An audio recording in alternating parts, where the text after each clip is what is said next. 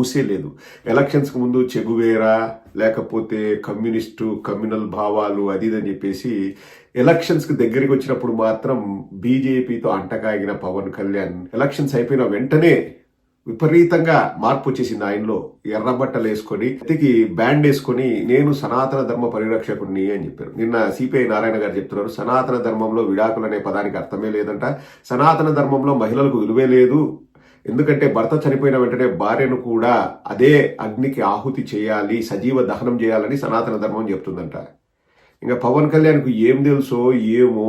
నేను చిన్నప్పటి నుంచి సనాతన ధర్మాన్ని ఫాలో అయినా, మా ఇంట్లో సనాతన ధర్మం చిన్నప్పటి నుంచి మేము మాట్లాడుకునే వాళ్ళము అది అని చెప్తాడు. మరి సనాతన ధర్మంలో విడాకులే లేనప్పుడు 2 విడాకులు 3 పెళ్లిళ్ళు ఎట్లా చేసుకుంటారు అన్నది సిపిఐ నారాయణ ప్రశ్నిస్తే ఆయన విధంగా జనసేన గొర్రెలు విపరీతంగా ట్రోలింగ్ చేస్తారంట. ఆయన బాధపడుతూ వీడియో చేశాడు. ఇప్పుడు ఎవరు ప్రశ్నించకూడదు అంటే పవన్ కళ్యాణ్ ఏది చెప్పినా మనం వింటుండాలన్నమాట. పవన్ కళ్యాణ్ సినిమా టైటిల్ వేరే పెట్టి లోపల సినిమా వేరే చూపించినా కానీ మనం క్లాప్స్ కొట్టాలంటారు ఈ జన సైనికులు. ఎట్ట కుదురుతుంది రాజా? అది కాదు కదా. అంటే ఇంతకుముందు ఏదైనా ప్రతిపక్షంలో ఉన్నప్పుడు వాగినప్పుడు, మురిగినప్పుడు, రుద్దినప్పుడు, వంగినప్పుడు, లేచినప్పుడు, మట్టి పిసికినప్పుడు అప్పుడు నువ్వు ఓన్లీ నీ ఫ్యాన్స్కు నువ్వు బాగా ఓకే, ప్రతిపక్ష నేత, నీ ఫ్యాన్స్కు నువ్వు ప్రతిపక్ష నేత అందాంలే, నీ ఫ్యాన్స్కు నువ్వు ఏదో బాగున్నది. కానీ ఇప్పుడు అట్ట కాదు కదా పవన్ కళ్యాణ్. ఇప్పుడు రాష్ట్రానికి అంతా నువ్వు ఒక మంత్రివి.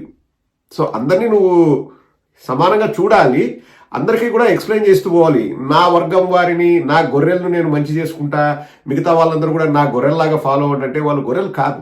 అది నువ్వు అర్థం చేసుకోవాలా. ఈ పెద్ద ఆవిడ కూడా అదే చెప్తుంది, నాయన పవన్ కళ్యాణ్ ఇంకా మమ్మల్ని గొర్రెలు చేసింది చాలు, ఇప్పటికైనా కళ్ళు తెరువు నాయన అని. ఇంకా 2 మాటలు ఏదో చెప్తుందంట ఆవిడ, ఒకసారి వినండి. మేడం, పిఠాపురంలో కూడా మహిళల మీద దాడులు జరిగాయి, కానీ ఎందుకు స్పందించట్లేదంటారు పవన్ కళ్యాణ్ గారు? పిఠాపురం నిజంగా జనం ఓట్లు గెలిచిన వ్యక్తికి అయితే ఆ ఇల్లు తెలుస్తుంది. అక్కడ వర్మ గారి వల్ల గెలిచిన వ్యక్తి ఆయన, దానివల్ల ఇల్లు తెలియదు. నీ రూపాయి నువ్వు సంపాదించుకుని నీకు 5 రూపాయలు ఇల్లు తెలుస్తుంది. నీ వల్ల నేను గెలిచినప్పుడు నాకు ఆ ఇల్లు తెలియదు. ఈసారి జనం చూపిస్తారు, అదేంటో బాగా హరిహర వెలుమని కన్నా గొప్పగా చూపిస్తారు సినిమా. అది చూదురు కానీ త్వరలో చూదురు కానీ 4 సంవత్సరాలు టైం ఉంది కదా, 3 సంవత్సరాలు. ఓకే, నేను కూడా ఇంతవరకు పవన్ కళ్యాణ్ చరిష్మాతో, కరిష్మాతో, పవన్ కళ్యాణ్ రుద్దుడితో, పవన్ కళ్యాణ్ ఒంగుడుతో, పవన్ కళ్యాణ్ దొర్లుడితో, పవన్ కళ్యాణ్ మట్టి బిస్కుడుతో, పవన్ కళ్యాణ్ కారు మీద కవాతులు చేయడంతో, పవన్ కళ్యాణ్ కుక్కర్ వేలకి మొరగడంతో గెలిచినాడు అనుకున్నా. కాదంట, పిఠాపురంలో వర్మవర్ణ. ఓ మై స్నేక్ బాబు, ఇది విన్నావా? సామాన్యులు ఏం చెప్తున్నారో విన్నావా? పిఠాపురంలో వర్మ వల్ల పవన్ కళ్యాణ్ గెలిచినాడంటబ్బా. Full stop. అంతే. ఇంకా దీనిపైన డిస్కషన్స్ వద్దు, డిబేట్స్ వద్దు అని చెప్పేసి పెద్ద ఆవిడ చెప్తున్నారు. ప్రజాభిప్రాయం అలా ఉన్నప్పుడు మనం ఏం చేయగలమండి? ఇప్పుడు ప్రజలే అనుకుంటున్నారు వర్మ వల్ల పవన్ కళ్యాణ్ గెలిచినాడు, కానీ పవన్ కళ్యాణ్ వచ్చిన తర్వాత పిఠాపురంలో పొడిచింది లేదు, పీకింది లేదు. మహిళల మీద, మరి ముఖ్యంగా దళితుల మీద దౌర్జన్యాలు జరుగుతున్నా కూడా పవన్ కళ్యాణ్ నిమ్మకు నీరెత్తినట్టున్నాడు. పిన్ డ్రాప్ సైలెన్స్, అసలు ఏమీ మాట్లాడట్లేదు అని. మీకు కూడా ఆశ్చర్యంగా అనిపిస్తుంది కదండి. ఎలక్షన్స్ ముందేమో 2017లో చనిపోయిన సుగాలి ప్రీతి గురించి 5 ఏళ్ళు ఆ విషయాన్ని రాజకీయం చేసి వాగి వాగి వాగి వాగి పెట్టిన వ్యక్తి ఎలక్షన్స్ అయిపోతానే పిన్ డ్రాప్ సైలెన్స్. ఆ సమస్య పరిష్కారము కాలేదు. సిబిఐ వాళ్ళు చేతులు ఎత్తేసినారు. ఫిబ్రవరిలో సిబిఐ వాళ్ళు చేతులు ఎత్తేసినారు. మాకు చాలా కేసులు ఉన్నాయి, ఈ కేసును మేము డీల్ చేయలేమని సిబిఐ వాళ్ళు చేతులు ఎత్తేసినారు. ఆ కేసును సిబిఐకి అప్పగించింది జగన్మోహన్ రెడ్డి గారు. వారి కుటుంబానికి ఆర్థికంగా అండగా ఉన్నది జగన్మోహన్ రెడ్డి గారు. వారికి ఏదైనా చేసింది కూడా జగన్మోహన్ రెడ్డి గారు. ఆ ఇన్సిడెంట్ జరిగింది తెలుగుదేశం ప్రభుత్వంలో. కానీ ఇప్పుడు చూస్తే 30,000 మంది అమ్మాయిలు మిస్సింగ్ అన్నాడు. ఏమన్నా నాకు నీగా వర్గాలు చెప్పినారు. నీగా వర్గాలతో నువ్వు క్లోజ్గా పనిచేసి ఆ నీగా వర్గాల సమాచారము లేకపోతే సహాయం తీసుకొని నువ్వు ఆ 30,000 మందిని వెనక్కి తీసుకొని రావచ్చు కదా పవన్ కళ్యాణ్. తొందరలోనే డేటా వస్తుందండి. ఈ 1 yearలో ఎంతమంది అమ్మాయిలు మిస్సింగ్, ఆ డేటా కూడా వస్తుంది. ఇంకా అప్పుడు మళ్ళీ మాట్లాడుకుందాం. ఇంకొక మాట ఏదో ఈ మహిళ చెప్తుంది, ఒకసారి వినండి. కడపలో పెట్టినందువల్ల జగన్ గారికి లాభం మీద తప్పితే నష్టం ఏం లేదు. వాళ్ళకి చెప్పుకున్నది ఏమి చేసి చెప్పుకోవడానికి ఏమీ లేక జగన్ భజన చేశారు. మళ్ళీ మేడం పవన్ కళ్యాణ్ గారు కూడా ఈసారి 11, నెక్స్ట్ ఈసారి 1కి కూడా పరిమితం చేస్తామనేసి చెప్పడం జరిగింది. దాన్ని అందులో బేరాలు పలికి చాలా మంది పలుకుతారు. నేతి బీరకాయలు నేతి ఎంత ఉండదో అలాగే ఉంటాయి మాటలు కూడా. అవన్నీ జనం కాలం, రాబోయే కాలం బుద్ధి చెబుతారు. అవి ఎవరు చెప్పుకోవాలి, ఈ ఉండదేంటో కూడా వాళ్ళకి కూడా తెలుసు. వాళ్ళ ఆత్మ పరిశీలనగా వాళ్ళకి తెలుసు. తర్వాత వాళ్ళకి ఏం జరుగుతుందో కూడా ముందే తెలుసు. మొన్న నేను యూట్యూబ్ లో చేశాను. కేటీ గారు కూడా వాళ్ళకి మొన్నదాకా వాళ్ళకి చెప్పిన వాళ్ళే ఆయన సర్వే ప్రకారం ఆయన కూడా చెప్తున్నాడు వాళ్ళ రోజున ఏమీ లేదు మైనస్ అని వాళ్ళకి జీరో అని.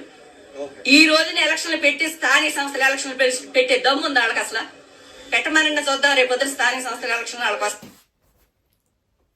సామాన్య మహిళలు చెప్తున్న విషయం అండి. అద్భుతంగా మాట్లాడింది ఈ సోదరి.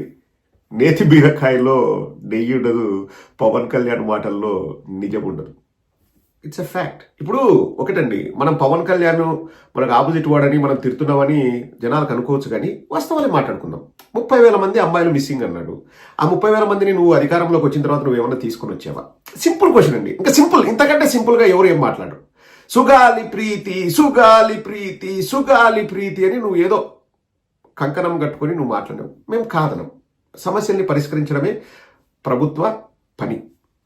జగన్మోహన్ రెడ్డి గారు సిబిఐకి కేసును అప్పగించారు. జగన్మోహన్ రెడ్డి గారు వారికి ఆర్థికంగా సహాయం చేశారు, వీలైనంత చేశారు. పవన్ కళ్యాణ్ వచ్చిన తర్వాత వెంటనే ఫస్ట్ కేసు నేను సాల్వ్ చేసేది సుగాలి ప్రీతి కేసు అని చెప్పేసి ఎక్కడ పోయినా ఏ మీటింగుకు పోయినా చెప్పినాడు. వచ్చిన తర్వాత సంవత్సరం అయింది, ఏమన్నా చేసినాడు? మిమ్మల్ని అడుగుతానండి. ఇప్పుడు జన సైనికుల, తెలుగుదేశమా, వైఎస్ఆర్ కాంగ్రెస్ పార్టీ కాదు, సామాన్యులాగా మనం మాట్లాడుకుందాం. ఏమన్నా చేసినాడా? సిబిఐ వాళ్ళు చేతులు ఎత్తేసినారండి ఫిబ్రవరిలో, ఈ కేసును మేము డీల్ చేయలేము అని. మరి సిబిఐ వాళ్ళ ఇంటి ముందుకెళ్ళి ఆ కుక్కల వ్యాన్ వేసుకొని అక్కడ మొరిగినాడా? మట్టి కొట్టుకొని పోతుంది సిబిఐ మట్టి కొట్టుకొని పోతుంది అని ఏమన్నా మాట్లాడాడా? ఏమి లేదండి. అంత హంబక్. ప్రతిపక్షంలో ఉన్నప్పుడు ఎన్ని డ్రామాలైనా ఆడొచ్చు, ఎందుకంటే ఫోకస్ అంతా అధికార పక్షం మీద ఉంటుంది. ఇప్పుడు వీళ్ళపైన ఫోకస్ వచ్చే లోపల గిలిగిలి కొట్టుకుని మళ్ళాగా కేసులు పెడతాం, దొంగ కేసులు పెడతాం, ఎర్ర బుక్ బయటికి తీస్తాం. తీయండ్రా బై, ఎన్ని రోజులు తీస్తారు? తీయండి. ప్రజాస్వామ్యబద్ధంగా మనం మాట్లాడుకుంటూ పోదాం. వీళ్ళు కక్ష సాధింపు చర్యలో భాగంగా వీళ్ళు ఏం చేసినా కానీ భరిద్దాం. ప్రజాస్వామ్యాన్ని కాపాడుకోవాల్సిన బాధ్యత ప్రతి భారతదేశ పౌరుడిపైన ఉంది, మీ పైన ఉంది, నా పైన ఉంది.